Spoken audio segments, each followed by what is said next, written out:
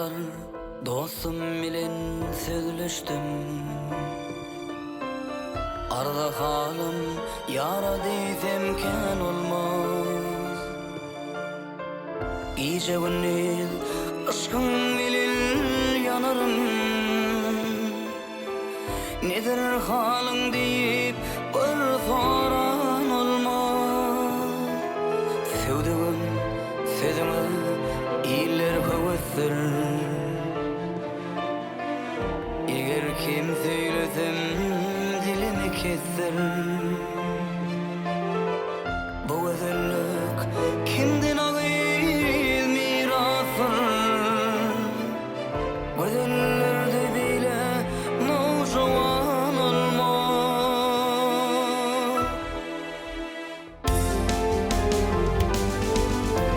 Karaşyňdan çykmaz ýarym bagyndan.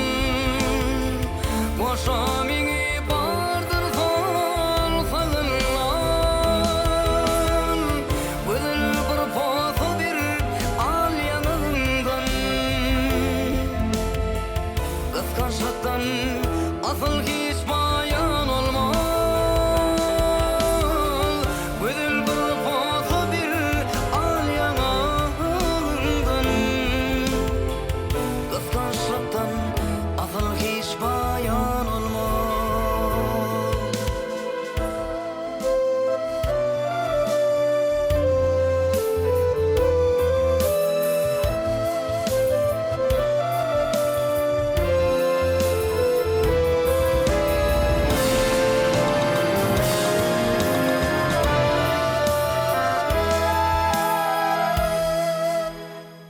Ala göz üstünde hilal kaşları,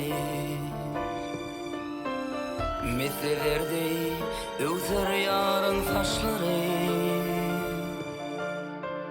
Gül günler doğdu hınjy dişleri. Menin sonam kimin gülbeden olmaz. Ey ağalar, dostum bilen sözleştim. Arda halim yara diýsem kän olmaz.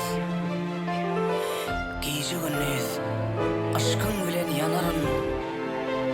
Nedir halim diýip bir soran olmaz.